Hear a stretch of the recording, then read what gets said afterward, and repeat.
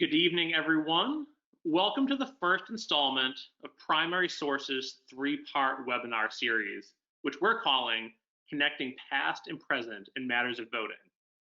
I'm Dan Osborne, a program director at Primary Source, and it's my pleasure to be here tonight as we inaugurate this examination of voting rights and the questions raised by studying the history of the franchise in the United States. Tonight begins our series of programmatic events this fall dedicated to the study of voting in all of its principles, complexities, contradictions, and unrealized potential as a vehicle promoting the participation and empowerment of people within a democratic society. Tonight's conversation and the following installments in this series are made possible through the generous funding by Mass Humanities. In addition to our webinars, Primary Source has partnered with the Massachusetts Historical Society in Boston and the Collaborative for Educational Services in Northampton to develop a day-long, free-of-charge virtual workshop on voting rights history. On October 24th, we will be taking the themes and issues that arise tonight and elaborating upon them in a format that invites interactive and collaborative work with teaching resources and strategies to enliven the study of voting in classrooms at both the elementary and secondary levels. We come together tonight in 2020 in a year of historical commemoration. 100 years ago, the 19th Amendment was ratified, and the long and arduous struggle to expand voting rights to women was achieved. This struggle was the result of decades of civic action and advocacy by members of the suffrage movement and their allies. It was arrived at through social mobilization and sustained by dedicated civic actors. We also come together tonight in 2020 on the cusp of a presidential election. This election also corresponds with a census year. Under ordinary circumstances, if ever there were any, the task of counting residents and allocating representation would prove daunting enough. This year, the obstacles to the census and the election process are numerous and originating from many corners of our social and political landscapes. Needless to say, discussions of voting and elections are not straightforward, nor are they entirely celebratory in tone. This year, as seen throughout the course of US history, profound and existential questions about voting remain central to the functioning of this political process. Access to the vote has expanded and contracted time and again. The history of voting has never been linear, and those who seek to act on this form of political participation have often been met with barriers and restrictions. Such obstacles have taken different shape over different times, whether it was the disenfranchisement of entire segments of the American citizenry, or more insidious means that undermine the legal right afforded to citizens through violence, intimidation, poll taxes, or literacy tests. Voting has never been without issue for many. The history of voting rights intersects with questions of race, gender, class, and geography in the United States. For those of you who teach civics and American history, it is clear that voting is inseparable in many ways from the study of racism and its persistence through innumerable manifestations. Tonight, we will focus on the Electoral College, a mechanism that is confounding in its complexity as a tool and befuddling in its implications for democracy, particularly regarding the highly esteemed principle of one person, one vote in US elections. Even as voting exists as a central feature of political participatory life, demystifying the Electoral College remains a task that is not easily accomplished. Understanding its origins and the competing arguments in favor of and opposed to its ongoing existence are what bring us here together tonight. Importantly, understanding the Electoral College can also better help us appreciate questions of race, power, and equality in the United States. About the Electoral College, our scholar speaker, Alex Keyssar, recently wrote, quote, "Had the politics of race been less salient, both in the 19th century and the 20th, the Electoral College would most likely have been relegated long ago to the status of a historical curiosity, end quote. It's my pleasure to introduce Alex Keyssar, the Matthew W. Sterling Jr. Professor of History and Social Policy at the Harvard Kennedy School.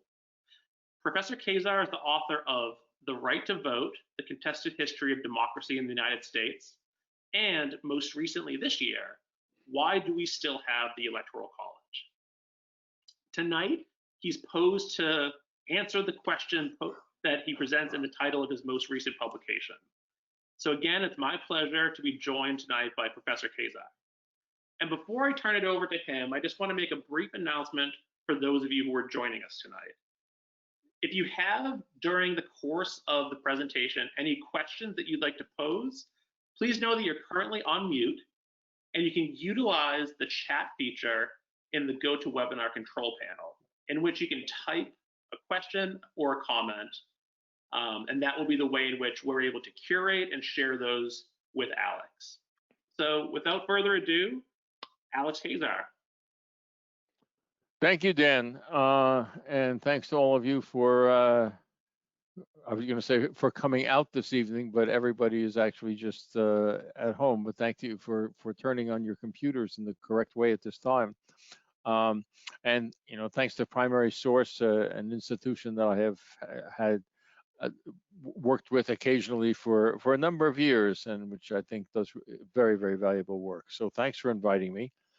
I had actually planned, because I know that you're doing this later session on voting, and since the history of the right to vote is something I actually do know something about, but I had planned on opening my comments by talking about the swings in voting in the right to vote, and I'm going to truncate those because Dan did such a good job of talking about them himself, and I agree entirely that the history of the right to vote is not a history of linear expansion. It's a history of 2 steps forward, 1 step back, and sometimes 2 steps forward and 2 steps back.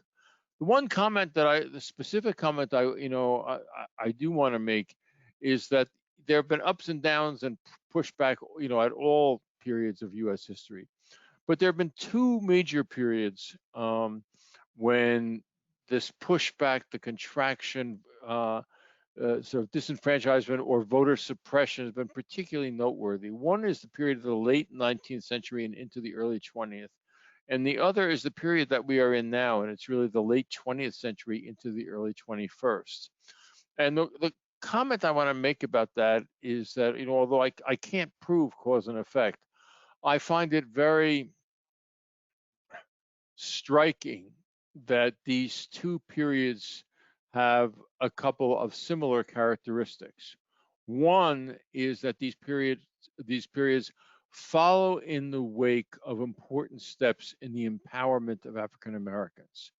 In the late 19th century, of course, it was the end of slavery and the passage of the 15th Amendment, which said that voting cannot be blocked or abridged by virtue of a person's race, color, or previous condition of servitude. But what I think is very important to keep in mind is that the late 19th century story is not just about the South and race, it's also about the North and working people, and immigrant workers in particular. And this late 19th century is also a period of extremely high rates of immigration. Those same 2 facts apply to the recent period. In the wake of the Voting Rights Act of 1965 and an assembly of other related measures, African Americans gained substantial political power after the late 1960s, and have held a variety of offices, not to mention including the presidency. Since then, at the same time, this has been a period of very, very large-scale immigration. So I think we, in trying to understand this and even to try to think about it, we want to think about the timing of these things in order to explain why certain things happen, why things happen when they do. I always tell my students that, the historian's question that I urge them to focus on is, why does something happen when it happens? So let me pivot to talking about the Electoral College, which was what I was invited to talk about, and I will talk about, and I've just written this book about. And you know, the place to start, no doubt. I mean, it's hard to avoid alluding to the current election campaign and the forthcoming election. What's notable about this election campaign, certainly in its final weeks, is that there would in fact not be any drama or suspense about it if this election were going to be determined by a national popular vote. No one, except possibly members of the Trump family, think that Donald Trump will win a majority of the popular vote. There is still suspense and ambiguity, uncertainty about the outcome of the election, only because of the Electoral College. And the second related fact, and you may want to ask questions about this. I'm not going to hold forth directly about it, but that there are potential crises that could occur on November 3rd or in the aftermath of November 3rd. Crises about the outcome of the election, almost all of which are tied to arcane details about the Electoral College. So let me start with, let me sort of make my comments about why we still have it and where it came from first, and then why we still have it. And obviously, I can't cover the whole book, but I'm going to try to hit some highlights. So let's start with trying to articulate what the Electoral College is. And as an aside, the term Electoral College is not in the Constitution, and it was not used in the late 18th century. At the very end of the 18th century and in most of the 19th century, there are references to the electoral colleges, meaning the gatherings of presidential electors in state capitals. The term Electoral College doesn't become the shorthand for the whole system until the 20th century. But what is this system, this presidential election system? Let me try to articulate its component parts. One is that the election is determined by electoral votes that are cast by the states. The number of electors per state, number of electoral votes per state, equals the number of representatives in the House plus 2 for the 2 senators. So that's the allocation of power in a sense. But then the state legislature has the freedom to decide how electors are chosen. There is nothing in the Constitution which requires a state to hold a popular election. Okay, this is a disturbing fact for many people to find out, but that is in fact what was written into the Constitution. The state legislatures can decide. In the early years of the Republic, numerous state legislatures did decide to just choose electors by itself. It did not, including Massachusetts, at several points. It did not hold elections. Actually, South Carolina did not hold a popular election for president until 1858. And the idea has resurfaced after that, and it would be perfectly constitutional. In any case, now the way it usually works is there is a statewide election that determines a slate of electors who are pledged to particular candidates. About a month after the ballots are cast, those electors meet in the state capitol and they vote. It usually takes a very short period of time. Occasionally they do other things. In the 1940s, the electors in New York State also passed a resolution indicating that they hoped that this was the last time that the electors would ever meet to cast electoral votes, because they wanted to get rid of the whole system. The votes are then sent to Congress. The tallies are then sent to Congress, where they are counted by a joint session of Congress in a murky procedure in which it is not clear who actually does the counting. But that's the final step. most of the time, not all the time. Because if no candidate wins a majority of the electoral votes, you have to win a majority under the Electoral College. If you don't, nobody wins a majority, then the election immediately reverts to the House of Representatives. And in the House, each state gets one vote. Not one vote per representative, and nothing. So it's completely not proportional to population if the election goes to the House. Why did the framers adopt this somewhat distended and complicated system? The simple answer is that, gifted as they were, and they were very gifted, they had no models. They did not know how to choose a chief executive for a republic. The dominant idea when they arrived in Philadelphia was to have Congress choose the president.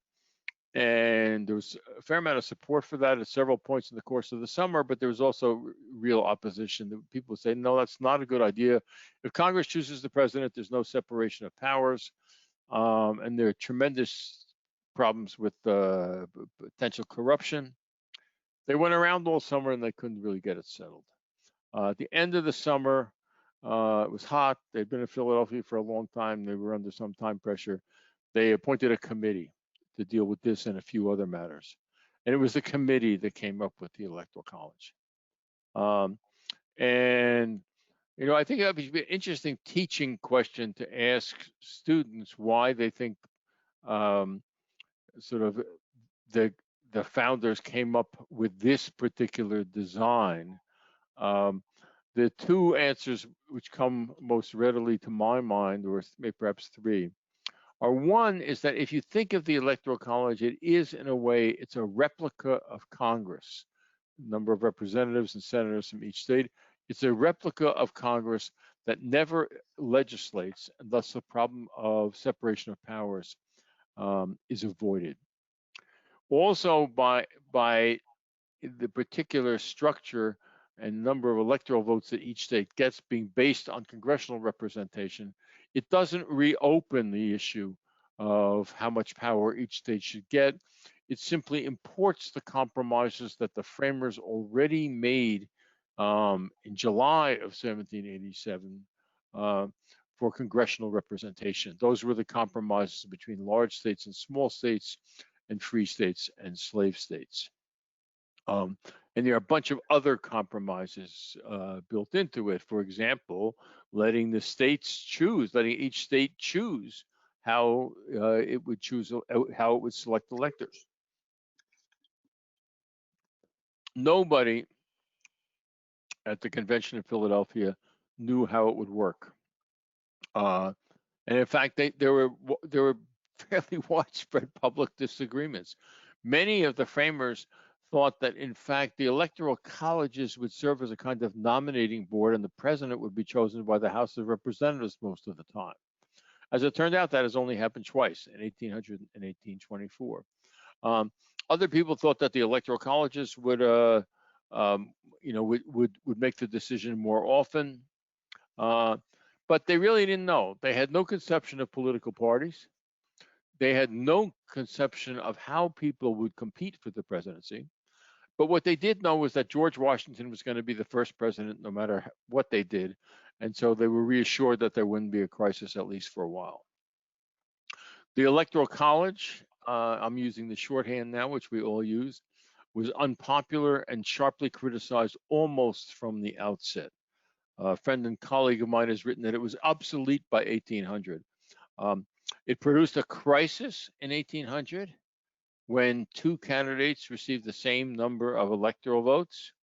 That was rectified in part by the 12th Amendment, which we can talk about if you want. But until that time, in the original framing of the Electoral College, each elector voted for two people without specifying who was the presidential vote and who was the vice presidential vote. In fact, what happens in 1800 is that Thomas Jefferson and the person he thought of as his running mate, Aaron Burr, each got the same number of electoral votes. So it wasn't clear who was president. So then it went to the House of Representatives, which was controlled by the opposing political party. It was quite a mess, but they straightened that one out. But there was also lots of criticism about the emergence of winner take all. Okay, winner take all, that a state casts all of its electoral votes for the winner of the popular vote, is not in the Constitution. It emerges out of partisan politics of the early 19th century. Again, referring back to the most famous instance was in 1800. You may recall, or may not recall, you don't directly recall, that the candidates in 1800 were basically Jefferson against John Adams. John Adams was the sitting president. In 1796, they had run against each other also, and Adams won by a very small margin. And Adams actually got 1 or 2 electoral votes from Virginia, Jefferson's state. As the 1800 election approached, the Virginians decided they didn't want to take a chance on that happening again. They had been choosing electors by district until that point. And so not long before the election, they switched to a winner-take-all system in Virginia. It was a very, very controversial decision. But they switched to advantage Jefferson. Not surprisingly, Massachusetts, which had also been using a district system, switched also to retaliate. And then it's kind of off to the races where different political parties and political groups move to winner take all, not because they think it's a better system, but because they think it will be to their political advantage. This was tremendously unpopular, and in fact, in the years between 1815 and 1825, constitutional amendments were approved by the Senate by the requisite 2/3 vote 4 times in these debates. And here's this point, which it's eerily relevant to our current dynamics, where Marlon Dickerson of New Jersey, a leading senator, says about winner take all, which was then called the general ticket. Everything is put to hazard. A party must gain or lose all. There's no intermediate point. And then he goes further and he says that winner take all tends to create and keep alive that party animosity, that political warfare, which almost constantly agitates and distracts the larger states. So one of the defects that I was seeing was that precisely by being winner take all, so that you're fighting to get a hold of everything with a small edge, that it sharpened political conflict. Since that time, since the 1820s, they never did get that resolution passed by or the constitutional amendment approved by the House of Representatives. Although in one year they fell only about 5 votes short. So the whole system came close to being dramatically changed in the early 1820s.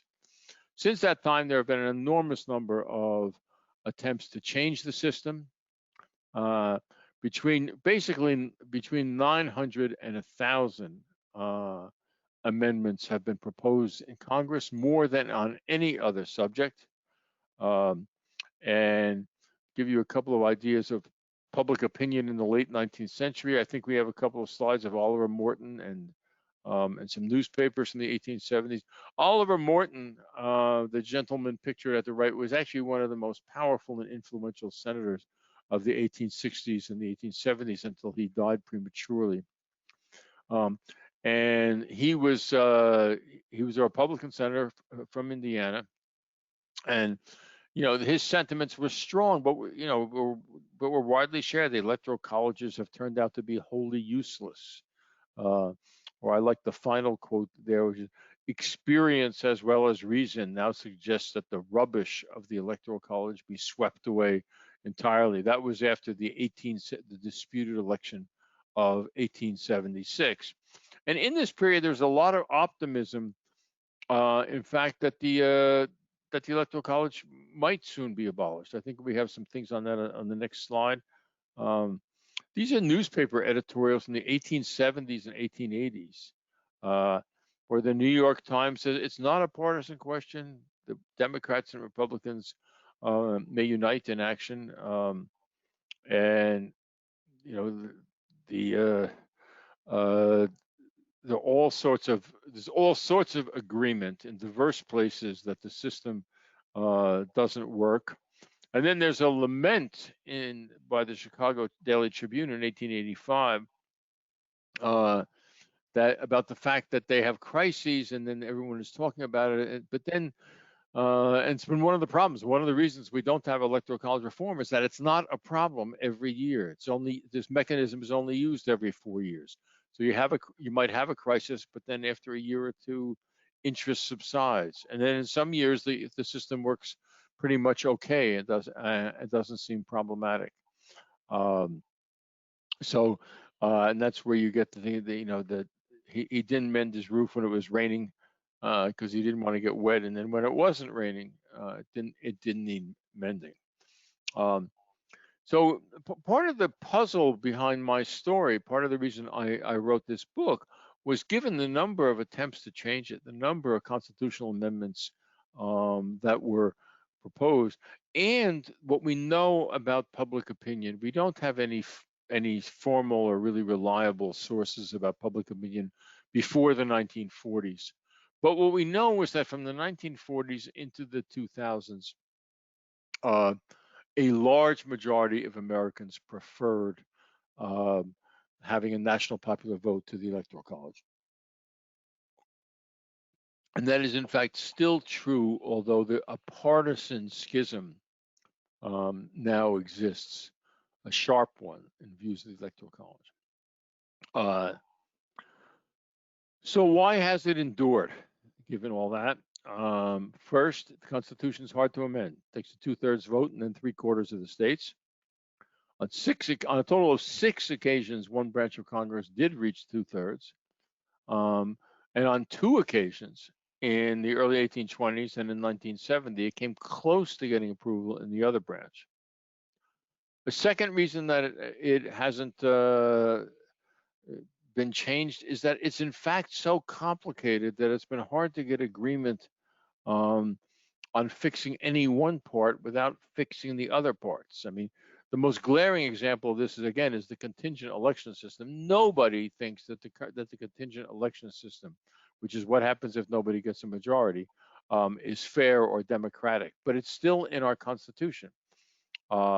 And that's in part because if you're going to do a constitutional amendment, you might have to change some other things as well, and so that we haven't even repaired that.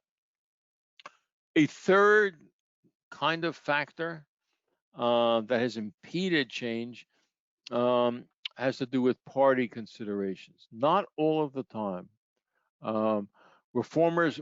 Dedicated reformers have come from both major political parties, as long as we've had a 2-party system. And there were many times, including in the late 1960s and early 1970s, when support was bipartisan and strongly bipartisan. But there are periods when a particular political party has decided that the Electoral College serves its interests, and it doesn't, and it opposes any kind of reform.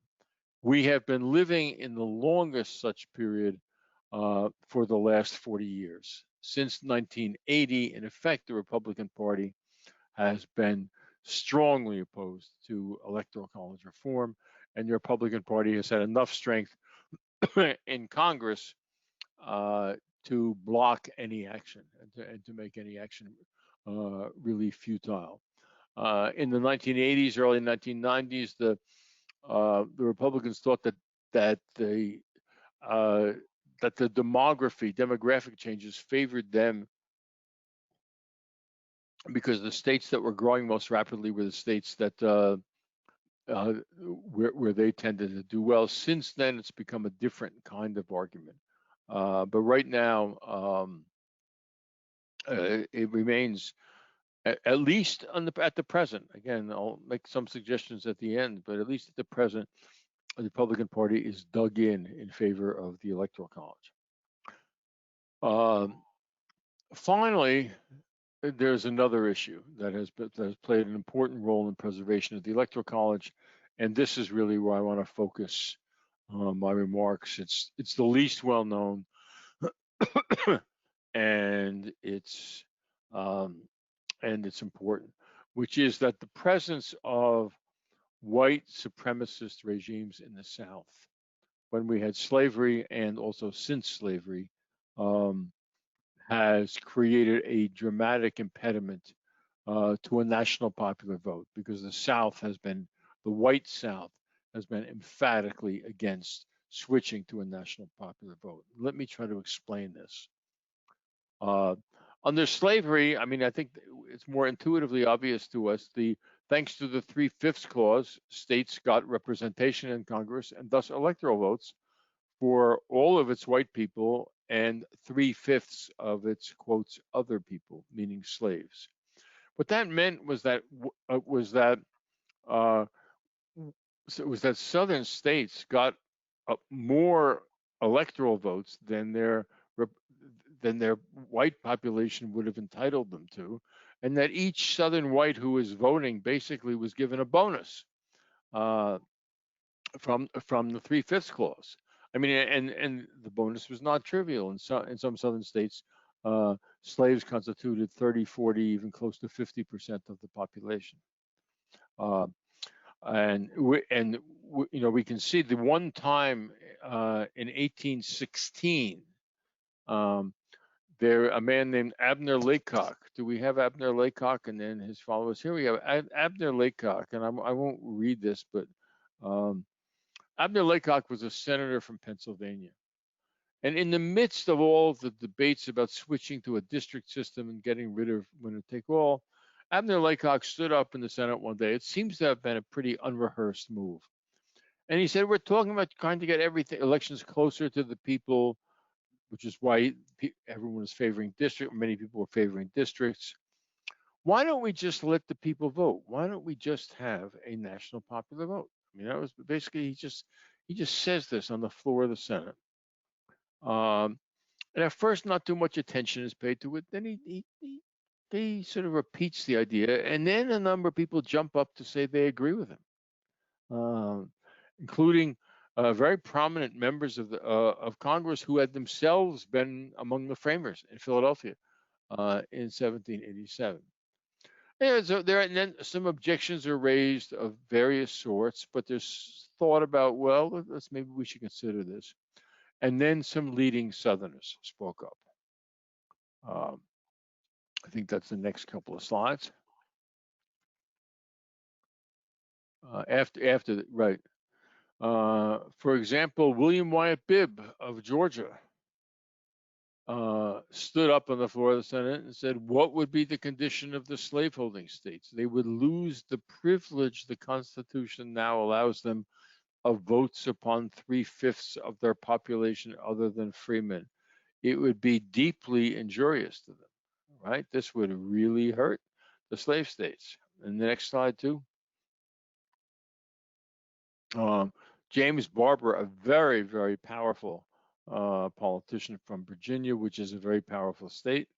And he weighs in as well. And he goes further, and he said that he is adamantly opposed not only to adopting a national popular vote, but even to appointing a committee to consider it. Given the political strength of the South at the time, the opposition of its leading politicians killed the idea. And in fact, a national popular vote did not appear on the national stage, was not introduced in Congress and voted on introduced is wrong, was not voted on in Congress again after 1816 until 1950. So that's the pre-slavery story. But what about after the Civil War? After slavery was abolished, the 15th Amendment is passed, saying you could not deny someone the right to vote based on race, color, or previous condition of servitude. Well, what happens immediately after the Civil War is that there's a lot of talk about having a national popular vote. Oliver Morton and his friends, whom you saw. But then what happens in the 1880s and into the 1890s is that African Americans are disenfranchised again. But they're disenfranchised again at a time, not like the slavery time. They're disenfranchised again when they counted fully 100% towards representation in Congress and thus towards electoral votes. So with African Americans disenfranchised, but with them counting 100% for representation, in effect, Southern states benefited from what I've called the 5/5 clause, not the 3/5 clause, the 5/5 clause. The Southern whites got a big, big boost from the Electoral College in comparison to a national popular vote. If they went to a national popular vote, they would lose a lot of influence.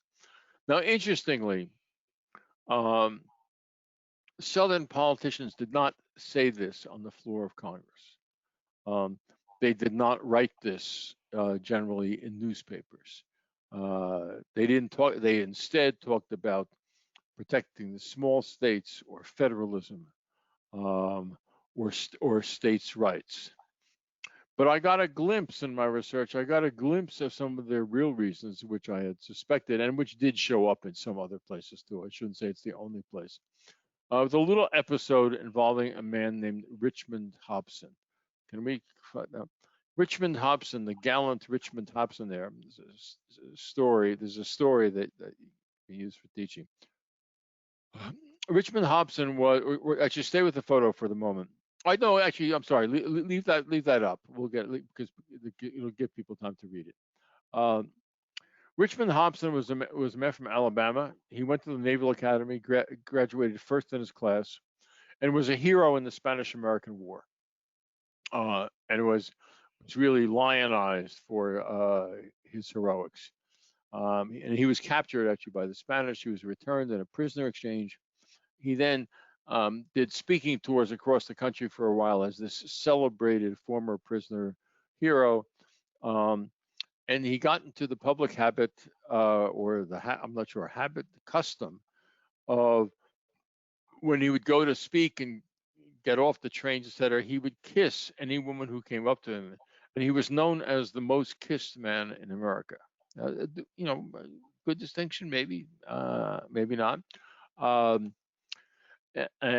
he was a national hero. A few years later, he went back to Alabama and ran for Congress. And on his second try, he was elected. Richmond Hobson is notable to my story, to this story, to the Electoral College story, because he is the only Southerner to have introduced a measure for a national popular vote in Congress between 1890 and the late 1960s, right? Over about roughly an 80-year span, and it might be even since then. He was the only Southerner. It didn't go anywhere, but he introduced it 3 times. I mean, it wasn't happenstance. And then in 1913, 1914, I forget the exact date, he finds himself running for a Senate nomination against a very prominent Alabama politician, called Oscar Underwood. And they attack Hobson for this, for his view on this. And again, you can read through this, and we'll switch it to the next slide as well. But basically what they are saying is if you get a national popular vote, it's going to lead to the enfranchisement of blacks, because it's going to lead to national control of the elections, and it's going to lead to blacks gaining the right to vote. But even if we manage to resist that, maybe we can prevent that, we will have lost a lot of our influence in Congress and then the choice of the presidency, because because our influence will simply extend from the number of people who vote, not from the size of the population of the state. This leads to an important element, something we need to understand about the Electoral College, which is that the way it is structured, it does not penalize a state for disenfranchising people or for suppressing the vote. Okay, a state gets the same number of electoral votes even if it disenfranchises half its population. That wouldn't be true in a national popular vote system. So that stance of the South really keeps a national popular vote off the table in Congress until it pops up and starts to gain momentum in the late 1940s into the 1950s, and then in the 1960s.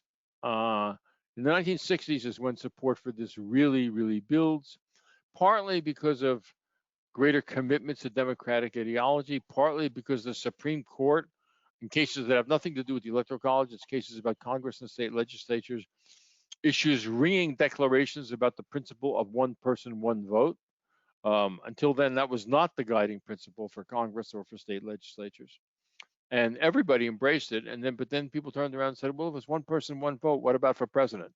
There was also concern that regional candidates from the South, Strom Thurmond in 1948, who was a Dixiecrat who broke from the Democrats, and George Wallace in 1968, that they could have enough regional support to win some states and become the kingmakers in national elections. You could win 5 or 6 states, and then Thurmond or Wallace could, if the election were close, could bargain with the candidates from the 2 major parties. So there's a lot of concern, and support for it mounts. In the 1960s, the American Bar Association comes out in favor of a national popular vote. So does the U.S. Chamber of Commerce. So do the United Auto Workers Union and the AFL-CIO and the League of Women Voters, and just about every other good government organization that existed at the time. This helps to propel a motion forward. And in 1969, a constitutional amendment to get rid of the Electoral College altogether is approved by the House with an 82% vote. It's a remarkable, remarkable achievement. But it is then defeated over the coming year in the Senate by a filibuster led by Southern senators. And there's, I think the next slide, which is perhaps the last slide, is a quote from a book. When you ask, so why did Southern senators resist this? Why were they so opposed? There's a very well-known book by Charles Collins called Whither Solid South. And it expressed a point of view that was widespread among Southern white leaders, which was that the Electoral College and the advantages that it gave to Southerners were critical to, quotes, protecting the Southern way of life, and basically critical to protecting segregation and the disenfranchisement of African Americans. That was the mindset of Southern political leaders like Strom Thurmond or like Sam Ervin, who I can't see the audience, so I don't know whether any of you are anywhere near as old as I am, so that you would remember the Watergate hearings of the 1970s. And Sam Ervin was the hero, was the kind of folksy lawyer hero, but he was also a very dedicated segregationist. And they blocked it in the Senate, and that was the closest we have come to getting rid of the institution. There was another serious effort in the 1970s, which also failed, which failed by more. And then, as I mentioned, since 1980, there's been very little chance for change because of Republican opposition. So we're left with an institution that does not conform with the principle of one person, one vote, which permits the person who loses the popular vote to become president, and an institution which also has a number of kind of creaky and weird features that could contribute to a crisis this November. And I'm happy to talk about that. And I think I should stop now. I'm also happy to talk if people are interested in whether there's much chance of getting Electoral College reform in the near future. But let me stop here and take another sip of water and open it up to questions. Thank you so much, Alex. As a first question, I'm curious to know, in what ways did the 1965 Voting Rights Act alleviate some of the issues that you've brought to our attention regarding the disproportionate influence given to Southern states through disenfranchisement? Was there a period post-1965 where some of these issues became less salient in the functioning of the Electoral College? Is this a question from you, Dan, or from a very shrewd reader or teacher out there? This is my question. Okay, it's a good question. You know, that was something I had to ponder, because again, we're looking at this filibuster taking place in 1975, but the Voting Rights Act has already been passed in 1965. So it's, the question is kind of, well, why, so why didn't the Southerners say, okay, things are going to change. Maybe we should think about this. I think the answer is that its political leadership was locked into a mindset that had been formed in the 1940s and the 1950s, and they were not sure that the Voting Rights Act was going to be permanent and that it was going to have durable and far-reaching effects that would last. In 1970, and this becomes part of the Electoral College story in a way that I'll explain, in 1970, the Voting Rights Act was up for renewal. It was, at least some provisions of it were only enforced for 5 years. And the South waged a fierce battle to get rid of the pre-clearance provision, which, as we know, that's the provision which finally the Supreme Court got rid of just a few years ago. Okay, so so that they are thinking, if they're trying, they are thinking that they can resist the Voting Rights Act, and they may be able to move things back to something like the status quo ante. Sam Ervin insisted to the end of his life in the 1980s that the Voting Rights Act was unconstitutional. Strom Thurmond was writing, articles in 1970 into early 1970s that he thought that it could be reversed. So I think that what you had is a generation of political leaders, and even, more than just one generation, that were steeped in an ideology that they weren't going to let something little like the Voting Rights Act dislodge.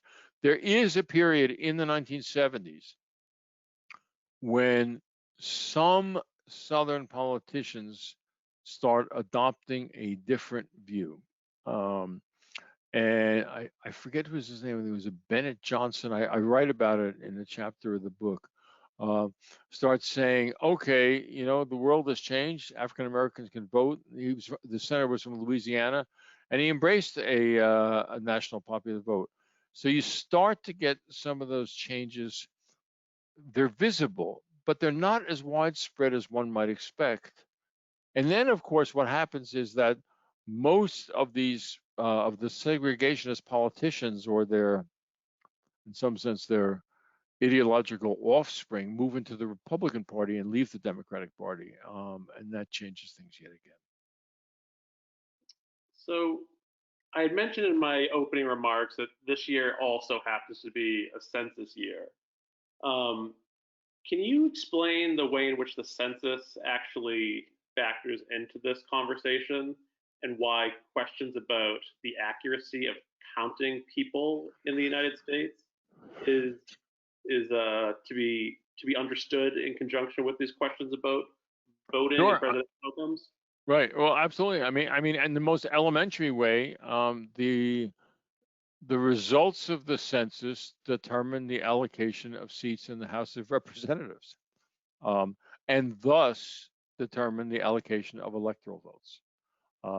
So if you have an undercount in a certain state or an overcount, that state is going to get fewer or more members of Congress and electoral votes than it would otherwise merit. So that's the most fundamental way. I mean, the census also affects a number of formulae for the distribution of resources to the states from the federal government, depending on how many people you have. So in this past year, there have been many questions and controversies around the census process. In particular, questions about one's legal status and whether or not that would deter individuals who are not U.S. citizens from answering the proverbial knock on their door. Um, in what ways does counting people who are not citizens impact the Electoral College? And is this in any way comparable to counting enslaved people who themselves were not eligible to vote?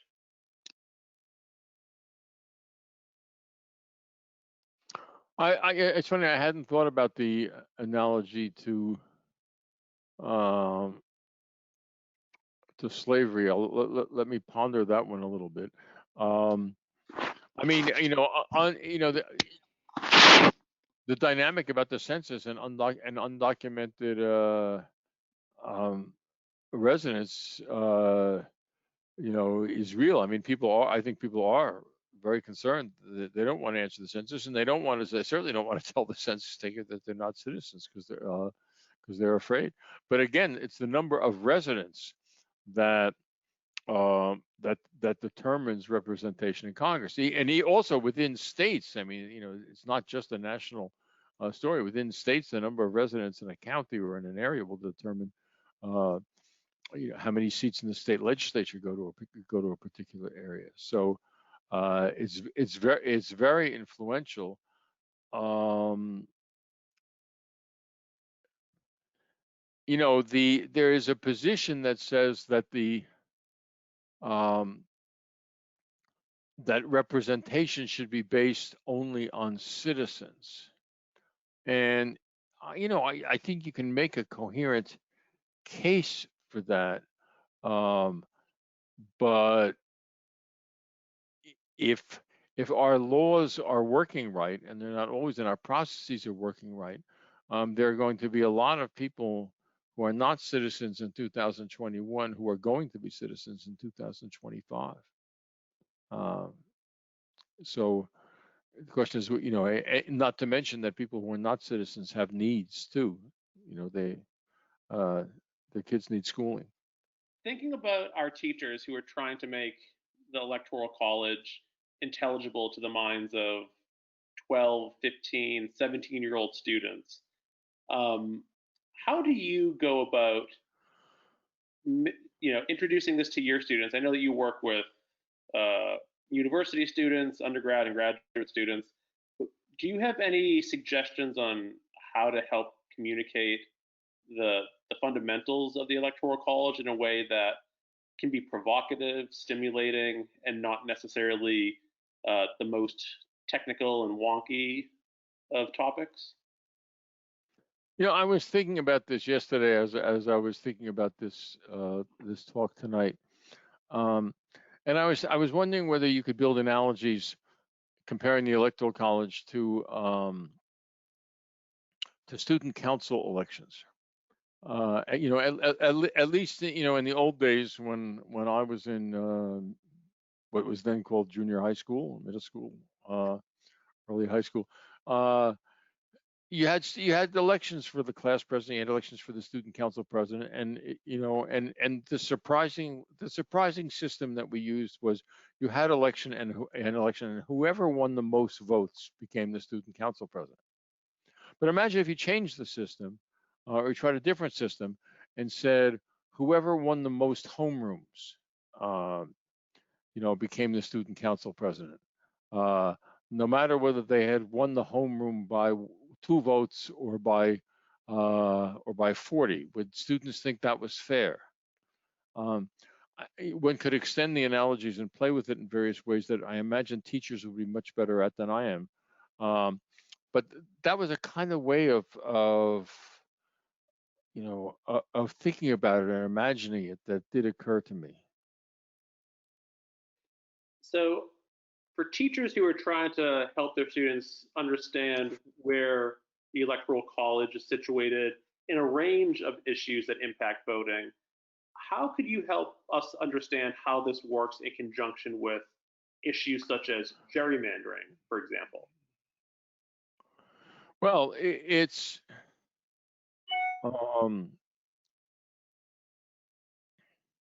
it has analogies. I mean, look, the basic premises of democracy and the reasons for one person, one vote is that the people should be able to vote out of office a government that it thinks is not doing a good job. That's the basic notion. Okay, you elect some folks, you think they're doing a really bad job, so the next election comes up, you vote for other people and vote them out of office. Gerrymandering can make that difficult, something between difficult and impossible. I mean, we have a number of states right now where in fact, the party that has the most seats in Congress, or the party that is controlling the state legislature, does not get the largest number of popular votes in the state, because gerrymandering is preventing that from happening. And thus, it's preventing one of the fundamental dynamics of democracy from happening. The Electoral College is is also creating the possibility that the will of a majority of the people will not be respected, and it is deforming our electoral campaigns. I mean, this is one of the most widespread criticisms. Our electoral campaigns are are a disaster. They're focused entirely on the 8 or 9 swing states each election season, and I think that that is also promoting a kind of disengagement on the part of on the part of citizens. But the there was a late 19th century defender of the Electoral College who said that what's really good about it is that states is that the districts for the Electoral College, meaning states as a whole, can't be gerrymandered, and that's that's true. I mean, in the late 19th century is a period of rampant gerrymandering. But the Electoral College is also a system which gives disproportionate weight to some places rather than others. So, thinking about young students who might be enrolled in a civics course or an American history course, and they're thinking about themselves as future voters and individuals who want to engage in civic life and democratic society. Um, Learning about the Electoral College could potentially breed a degree of cynicism or make individuals think that, well, based on where I live, my vote perhaps is not as impactful as if I were to live in a different state or a Mm-hmm. different county. What message do you have for teachers who are working with those students who are thinking about whether or not civic engagement matters, considering all that we've discussed tonight? Yeah, I mean, look, I completely agree, and it's, the Electoral College has a dampening effect on turnout, and that's really been true for Electoral College with winner take all has a dampening effect on turnout, and that's simply true. What I would say to teachers, and what I would say to students, and do say to my students, is the presidency is not the only election, and there are elections up and down the ballot. There's a Senate, the House, gubernatorial, and others that don't use the crazy system of the Electoral College, and you can engage there. You can engage in the town for a city council election or a county commissioner election. The practice of democracy is not just in Washington or in sending people to Washington. That would really be my message. And again, I think that encouraging students to think about the local, what Tip O'Neill, congressman from Cambridge, Mass, and then Speaker of the House for a long time, famously commented that all politics is local. And from the point of view of students, for them to think about what it is they would like to see improved in their immediate environments, whether their classrooms, the playing fields, their streets. I would be inclined to focus there. So, as a final parting question, and before I pose it, I just want to again thank you for your time and for all the insights that you've had to offer. It's been immensely edifying. Just looking on the horizon, what are some of your thoughts regarding the future of the Electoral College in terms of the current discourse around it and the likelihood for its perpetuation or retirement? It's also a very good question, to which I do, as a friend of mine, as I said, who's also a historian, says historians don't do the future. But what I would say is that In the short to medium run, a great deal is going to depend on what happens in this election and what happens to the Republican Party in the aftermath of this election, and maybe the next round or two as well. If the Republicans do well and keep control of the Senate and control the presidency, but even if they just keep control of the Senate, there is not going to be any significant electoral college reform because they will block it. However, if they lose and lose badly, and if they lose the presidency badly, I can, suppose, and these are hypotheticals, but they're not so far-fetched. Suppose the Republicans lose Texas. They may do want to, or Georgia, or add Georgia. They may want to do a lot of rethinking about the value of winner take all in states which now they can't count on dominating, and which states that have become politically competitive. And that may alter their stances towards electoral college reform. Such things have happened in the past, and they could easily happen again. It won't be easy. I think it'll be impossible to do unless there's a rethinking and almost a reconfiguration with among Republicans also in the wake of the election. But I don't think it's out of the question that there will be change.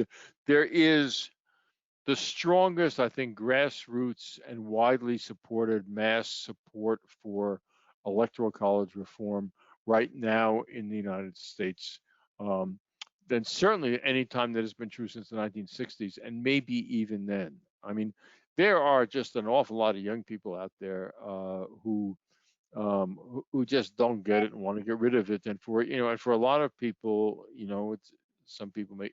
I don't mean this as a partisan statement, but really as a fact.